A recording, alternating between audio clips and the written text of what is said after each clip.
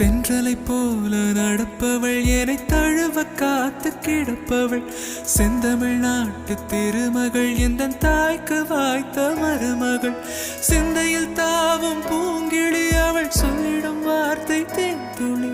அஞ்சுகம் போல இருப்பவள் கொட்டும் அருவி போல சிரிப்பவள் மெல்லிய தாமரை காலெடுத்து நடைய பழகும் பூந்தேறு மெட்டியை காலில் நான் மாட்ட